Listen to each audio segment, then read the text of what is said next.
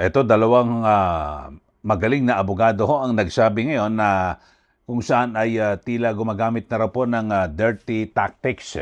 Ito hong oposisyon at ganyan din may binabanggit ho na malabo hong mapatunayan daw po ng prosecution na ibinulsa ni VP Sara Duterte ito hong usapin sa confidential funds. At ayon ho rito kay Attorney Magdamo at Attorney Edward Chico, mukhang mahihirapan po rito ang prosecution panel. At unahin natin mga kababayan itong pahayag ni Attorney Edward Chico na kung saan ay wala ko siya nakikita na talaga mukhang mahihirapan at sabihin natin ito hong prosecution ay sabihin na maipakita, maipalabas na ibinulsa at nakinabang ito hong si VP Sara Duterte dito po sa confidential funds. At ayon ho rito kay Attorney Edward Chico, pwede siguro na sabihin parang palabasin na meron pong irregularidad lang. Pero yung sabihin mo na ibinulsa, mukhang mahihirapan ho rito. Ito hong si ito hong prosecution mga kababayan. So pakinggan ho natin ito hong pahayag ni Attorney Edward Chico para mas maganda siya na ho.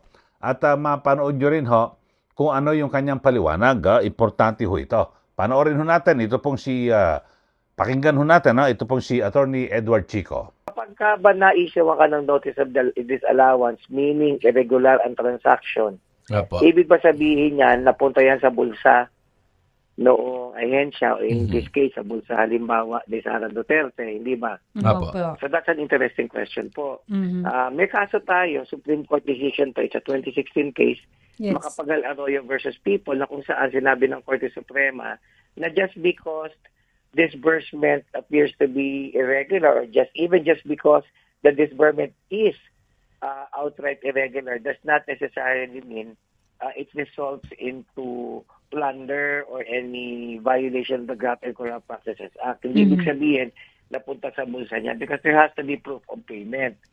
So sa tingin ko lang yung prosecution, they would not actually be able to present any witness or any evidence na mapapakita na bulsa ni Vice President yung pera. The most that they can do is show irregularity in the conduct of the, in the conduct of the, ano tawag po dito, of the evaluation of the audit. So, on that basis, sasabihin nila, ayan, nakita nyo, talagang hindi maipaliwanag kung saan napunta pera, na-scam tayo, di ba? Nabudol tayo. Nabudol tayo. Actually, sa tunay na korte, hindi mo pwedeng gawin yun kasi conclusion yun ang nagbibigay ng conclusion yung judge, hindi yung lawyer. Pero bakit nila ginawa yun? The way I see it, that's the most damaging evidence that they could present. Hindi ko makita kung may makukuha silang witness na magsasabing din nun sa ni Sara. I doubt it. So, kaya i-heart nila yun. Okay, yan po ang pahayag ni Attorney Edward Chico na kung saan ay, kasi meron ho palang naging desisyon ng Korte Suprema na kung saan sabihin natin na parang merong irregularidad sa paggastos nitong pondo ho ng gobyerno ay hindi po nangangahulugan na matik ho at sasabihin na parang ibinulsa na po ng ahensya o opisyal po ng ahensya na siyang pinagrilisan itong pondong ito. So dito po sa kasong ito mga kababayan ay kasi halimbawa nabigyan ho ito ng notice of disallowance, di ba? Ito hong confidential funds ni VP Sara Duterte, pero hindi po ho ito pinal narinig niyo naman ho yung pahayag ni Attorney Edward Chico na kung saan ay talagang mahihirapan daw po ang prosecution na sabihin at talagang napunta ho, ibinulsa ni VP Sara Duterte itong perang ito. At ang maaring gawin na lang ho ng prosecution ay talagang ipipilit na lang ho nila na sabihin natin meron ho silang na kung saan nangyaring irregularidad. Pero kung ibabangga natin dito sa kanilang pagpipilit na may nangyaring irregularidad o sabihin natin hindi tama dito po sa paggastos ng pondong ito, meron na nga naunang desisyon ng Supreme Court na kung saan, sabihin natin, merong irregularidad na nangyari pero hindi matik na agad mong aakusahan yung opisyal ng gobyerno na ibinulsa ang pera. Yun ho. At yung may plunder, kung ano man. So, hindi ganun ho kadali. Hindi pa pwede. Sabi ho ng Korte Suprema ho yan. At sa kabilang banda ho, mga kababayan, may binabanggit naman itong si Atty. Magdamo na yung pagpapakita po ng kung ano-ano mga pahayag, itong, di ba, ang prosecution, lalo na si Atty. Lorna Kapunan, may mga kanyang binabanggit na kung saan, na-scam tayo, kung ano-ano, wala ho. Gumagamit na raw po ng dirty tactics itong prosecution dahil sa desperado na ho sila. Yung kanilang mga inilabas na mga testigo, wala pa ho napapatunay hanggang sa ngayon. Talagang zero. Zero ho, mga kababayan. At wala po. Hindi po madiin. Ito ho nga si BP Sara. Ayon ho yan sa mga abogado, si Attorney Edward Chico. Kilala ho yan. Talagang palabiro ho ito, no? Pero matalino at abogado ho talaga. Lehitimong abogado. At ganyan din po itong si Attorney Magdamo. Yes, desperadong galaw.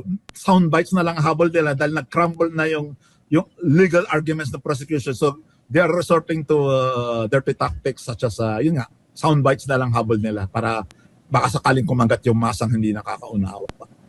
Pero sa kabuuan, wala namang na-scam, attorney. Base sa narinig po ninyo na paglalatag po ng mga ebidensya ngayon sa kasalukuyang nangyayari o sa nangyaring trial kanina, attorney? Kung merong na-scam, tayo yun, yung taong bayan ang na-scam. Hindi scammer yung akusado, kundi yung the use of the word scam, desperate move na yan. Nagka-crumble na kasi yung arguments nila. So, dapat i-move to strike out dapat yan from the records and ipasok na lang sa isang tenga at labas sa kabilang tenga dahil it's a worthless argument, yung argument about scam. So, binabanggit niya ho, mga kababayan, na kung saan, talagang yung kung ano-ano mga inilalabas na po sa bibig ho ng mga prosecutor, hindi ho na ho pwede yun. Kaya lang medyo medyo maluwag daw ho itong si Presiding Officer Chis Escudero kasi sa isang regular na na paglilitis yan, lagot daw ho itong abogado na kapag nagsalita na ganyan, na-scam tayo, nabudol o kung ano man, kasi konklusyon na ho ito Ang pwede lang na magsalita niyan ay ang mga senator judges pero sa dakong huli na. Kapag ilalabas na po nila yung kanilang desisyon sa kaso. Ganun po, mga kababayan. Pero, talagang, yun nga, sabi nga, desperado na. At talagang gumagamit na lang ho sila ng kung ano-ano mga salita sa kanilang pag-asa o pagnanais na ito po ay kakagatin ho ng publiko. At kanilang mapaniwala na, talagang yan si BP Sara, ganito. So, yun ho, mga kababayan. So, yun na lang po ang kanilang inaasahan, di po ba? So, abangan ho natin ang patuloy na pag-usad ng isyong ito, mga kababayan, at may kinalaman pa rin dito ho sa impeachment trial laban po kay BP Sara Duterte at kung sino-sino pa yung mga ilalabas ho nila na mga ebidensya o testigo na sinasabing di umano ay magdidiin at sisira sa kredibilidad ni BP Sara Duterte. So nakaka-13 araw na po ng paglilitis. Pero hanggang sa ngayon, wala pa rin ho. Ayon po yan mismo sa mga abogado at ako naman sa aking pagtingin, pagsubaybay, wala pa nga ho, mga kababayan. Kasi nung una sabi ko nila, meron silang pasasabugin na kung saan talagang para sisira raw po sa kredibilidad at talagang magpapabagsak kay BP Sara. Pero hanggang ngayon, wala ho. At sa kabilang banda ay eto ho, ay nagpasalamat naman itong si Vice President Sara Duterte sa kanyang legal team. Ito po yung sa gitna ng nagpapatuloy na impeachment trial. At sabi ho niya ay talagang nagpapasalamat po siya dahil sa mayroong mga abogado na tinanggap po yung kanyang kaso. At talagang sila po ay maingat at talagang sinusuri ng gusto yung pagdepensa po sa kanya. Sabi po ni VP Sara Duterte.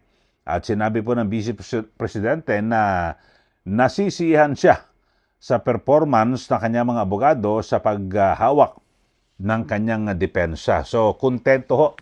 Ito ho nga si VP Sara Duterte dito ho sa kanyang mga abogado. Kung sa bagay, talaga sa mga unang arangkada nga ho, ang mga anggol ho ng media. Si Luistro, nilamon ng buhay ng abogado. Si Atty. Sheila Sison, at ng mga sumunod, yung mga batang-bata pa ho, mga kababayan, talagang magagaling ho itong mga abogadong ito. Sa bagay, bukod doon sa kagalingan nito ho, kasi lumilitaw na talagang ang sabi nga ho ng ilang eksperto, hilaw pa ho itong isinampang impeachment case laban po kay VP Sara Duterte. Katulad yung sa notice of disallowance, confidential funds. Hilaw na hilaw kasi wala pang pinal na desisyon dito ang Supreme Court. Kasi kapag naglabas po, nabigyan ka, alam ba, ikaw ay ahensya ng gobyerno, nabigyan ka ng notice of disallowance, para nakalagay doon, soli mo yung pera, may irregularidad. Pero pwede ka pang umakyat sa Supreme Court. Ganun ho mga kabayan. At meron na nga nangyari, di ba? Kanina, binabanggit ni Atty. Edward Chico. So kayo ho mga kabayan, ano po masasabi niyo ho rito? Sa isyong pinag-uusapan natin na kung saan, sabi ho, gumagamit na rin po ng dirty tactics. Ito pong prosecution at sabi rin ho ni Atty. Edward Chico, malabo. Hindi po siya naniniwala na meron pong ilalabas na testigo itong prosecution para sabihin na direktang napunta at nakinabang ito pong si VP Sara Duterte dito po sa confidential funds na pinag-uusapan. Pero kung hindi po nila mapapatunayan na gano'n, walang kaso. Di po ba?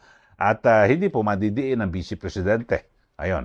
Kayo ho mga kababayan, anong masasabi niyo ho rito? Sa ating yung ating tinatalakay ho ngayon, na kung saan gumagamit na po ng dirty tactics, ang prosecution, kung ano-ano mga namumutawi sa kanilang bibig, na keso scammer, na-scam tayo, ni VP Sara, nagbibigyan na po sila ng konklusyon at parang gusto nilang yun na po ang paniwalaan ng taong bayan, di po ba? At kaya sabi nito ni Edward Chico, malabo yan. Hindi sila makakakuha ng testigo na sasabihin direktang ibinulusan ni VP Sara Duterte yung nasabing confidential funds. Sige po, magbigay na po kayo ng comment dito po sa ating channel at sa mga bago lang po, subscribe na po kayo. At huwag niyo pong kalimutan na i-like at i-share. At sundan niyo rin po yung aking Facebook page, Ka Eli Saludar, at yung isa pa ho ay Eli Saludar. Maraming salamat. Muli, ito po si Ka Eli. Magandang araw po sa ating lahat.